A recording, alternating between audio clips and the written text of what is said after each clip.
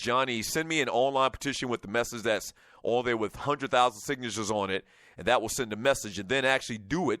Boycott the damn league. No tickets, no merchandise, no NFL, TV shows, and that. Now, if you're talking about, here's the problem with that, and I hear what you're saying, but I like that idea a whole lot better than just up and saying I'm not going to watch the NFL this year in an unorganized type fashion. That seems like it makes a lot more sense to me. But here's the thing about it. If you're talking about taking monies out of somebody's pocket, that's when people listen. If you arbitrarily by yourself say that you're going to not watch football and support a Colin Kaepernick, you're really not going to, change anybody's minds. And then also you have to remember, I guess you're talking about the majority of black people and doing this boycott or whatever. Remember, we're only 9% of the population. We're only 9% of the population.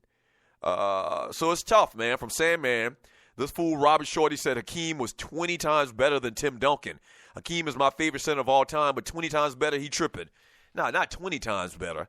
And I did hear those comments by Robert Horry. I may even have it down here to talk about later in the show. And you'll listen to the Doug Stewart Show. And I did hear those comments by Robert Horry. He was on The Jump, I believe it was, yesterday, the little show with Rachel Nichols, I believe her name is, and Captain Jack, Steven Jackson, Tracy McGrady. And they've been having Paul Pierce on there a couple of times lately over the last couple of weeks.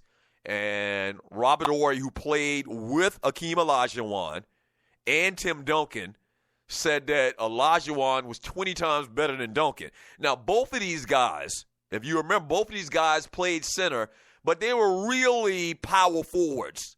And, their body size and, their game or whatever. They weren't – when I think of a true center, I think of somebody like 7 foot tall, lumbering, back to the basket. That's the way they played the game. Either they dunked the basketball or they did a sky hook, something like that.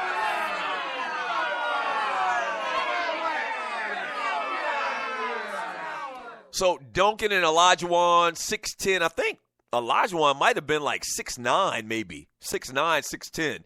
But I mean, he played center. He battled, with all of the great centers.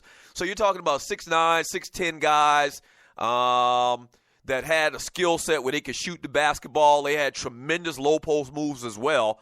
I think that's the comparison. Now, I won't say that Olajuwon was 20 times better than Tim Duncan. I'm looking at both of these guys as power forwards. I'm not going to say 20 times, and maybe he was just exaggerating.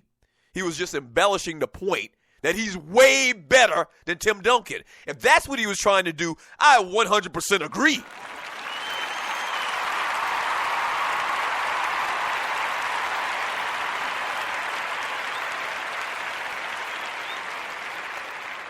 I 100% agree. 100% agree. Olajuwon, I would take Olajuwon, every day over Tim Duncan. And Tim Duncan was a phenomenal player. Fantastic player. First ballot Hall of Fame type player. Top 1 or 2 power forwards of all times.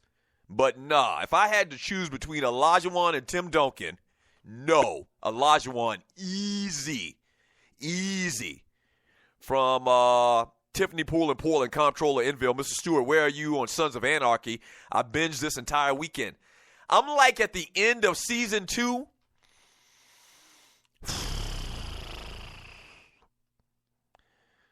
It's good, man. It's good. And I kind of get it or whatever, man. But I guess I'm just not into the – I get it. I understand why people think it's a phenomenal show, and I'm going to continue to watch it. But I just started watching The Wire again for the 7th or 8th time, so I've been caught on that. Shut up! I guess I'm just not that big of a fan of that lifestyle or that culture of these biker cats, man. I'm not. So the season that I'm watching, season 2, was really all about these darn skinheads, the Aryans or whatever, white supremacy group that came to Charming or whatever the town that they in, and they're fighting them, and they're teaming up with other gangs. So I'm in season 2, and it's good, man. But when I started watching it and started binge watching it, I was like, man, I'm going to go back and watch The damn Wire. And so now I'm in season 2 of The Wire again, man. And it's even better the 8th time around. Yeah.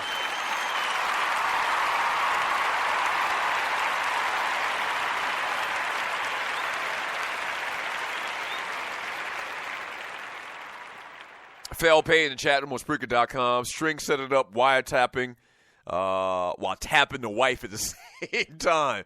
That damn Stringer boy. You talk about scandalous.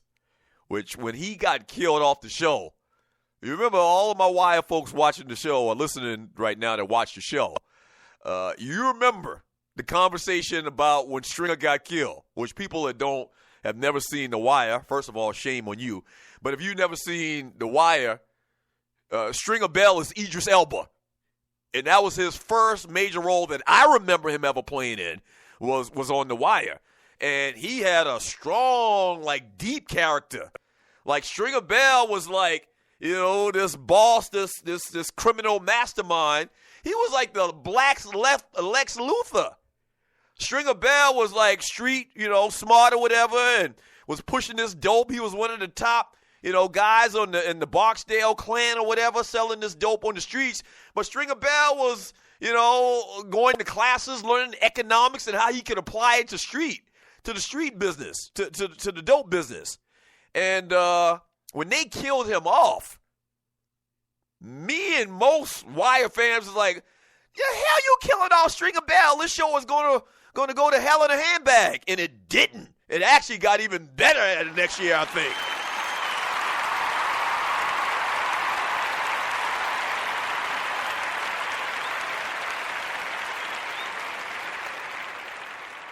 Yeah. From Jam from Snellville, he says, I can't either, LD. It's too real to me.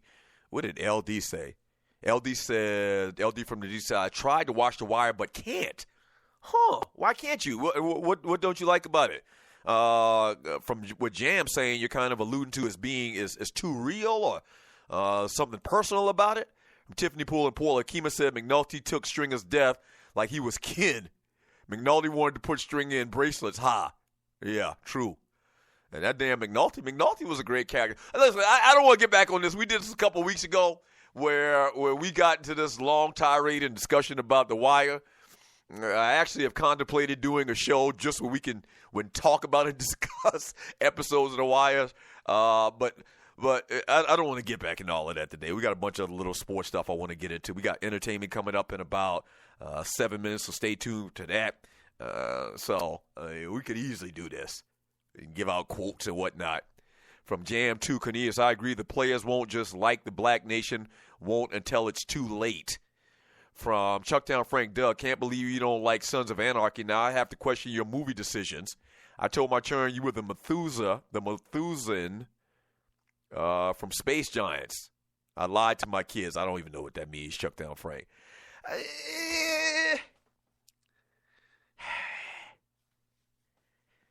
I don't know, man. Sons of Anarchy is good. It's good.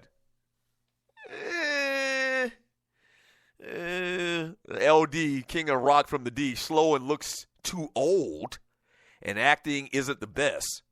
What do you mean? Acting on The Wire is phenomenal, I think. There's a couple of characters. You know who I don't think is a great character? She just brought him up. Tiffany just brought up earlier.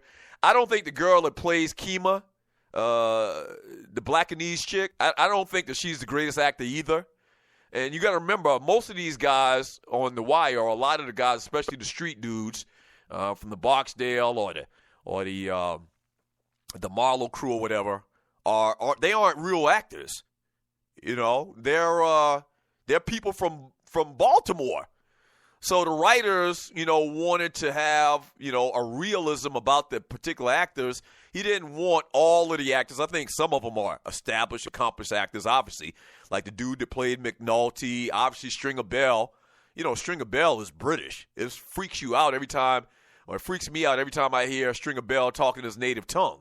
So a couple of those guys are great actors. The dude that played Prop Joe was a good actor as well. God rest the dead. But a lot of them dudes just straight people from Baltimore that they, put in front of the camera and told them to memorize their lines and just do it. So, maybe you can point out a couple of them dudes, but the acting on there overall is phenomenal.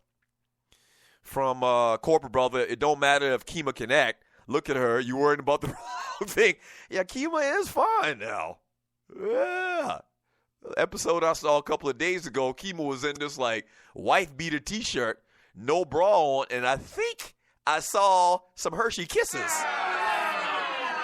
They were Hershey Kisses! Yeah. Corporate Brother, The Wire is my favorite, but Breaking Bad, man, listen, laugh out loud. Yeah, I've said it. Breaking Bad is number 2 on my list. Like, Breaking Bad, man. Like, if you asking me right now, and I still haven't finished watching Sons of Anarchy, if you ask me right now which one is better, Breaking Bad or Sons of Anarchy, not even close. Not even close. Like, Breaking Bad is approaching The Wire. Right. So I've watched pretty damn near close to 2 seasons, and you're listening to the Doug Stewart Show, and a lot of y'all said Sons of Anarchy is better than The Wire, better than Breaking Bad or whatever.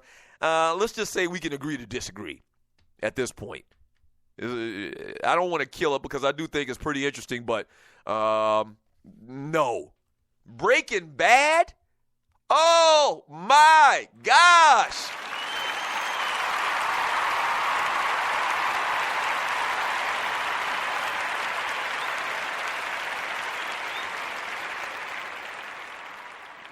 Kicking in with Kesey X Squad. Kima munching the box for real. Laugh out loud.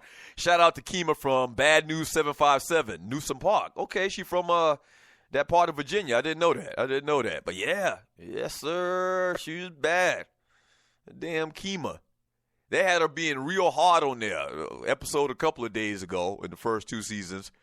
Like Kima, like they ran down one of the dudes in the projects, and they caught the dude and they stomped the dude to death. And Kima was beating the shit out of this dude.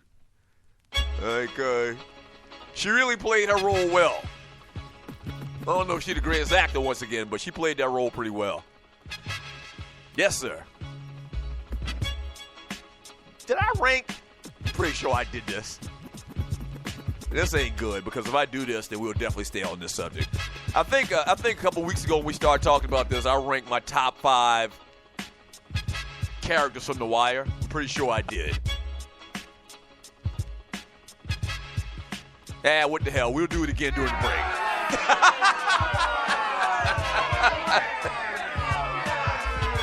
Let me think about it for a second. All right. When we get back from the break, a little entertainment talk, man, and back to your phone calls, your chat messages. We had a couple of phone calls, but I wasn't able to get to them. But we'll continue to do what we do here on this Tribute Tuesday. By the way, paying tribute to Outkast here on the Doug Stewart Show. Stewart Media Entertainment. I was about to say 92.9 The Game. Or 790 The Zone. Back in 3 minutes. Don't go away.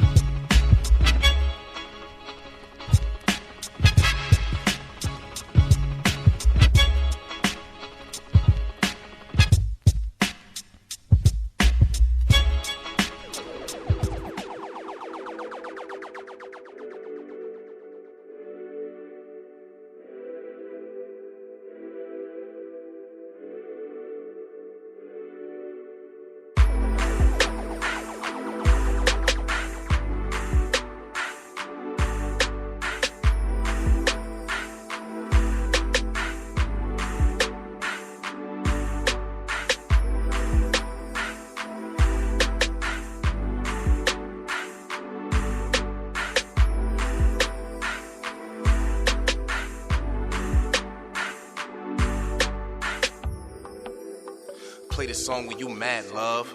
With your crazy ass. Yeah, I'm showing you mad, love. Love good, but I'm bad, love. Let's make love last. It gets last, love. We get one shot. Have a glass, love, and bet it won't break like a glass, love. So relax, love. If I don't answer, baby, I'm busy. Just relax, love. Maybe after we can get busy. Maybe after we can hit the city. Maybe after we can hit a bar or something. See the moon, stars or something. I don't care, shit night, love. You get chivalry from this night, love. And when she walks, she make that floor glow. Billie Jeans with a mic glove, now that's Mike Love. Sometimes I'm on the road because of this mic, love. But if you hold me down, I'll give you all of my mic, love.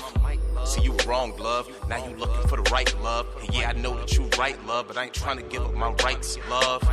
Not right now, cause I gotta focus on this other love. hold me down, please love, don't hold me up.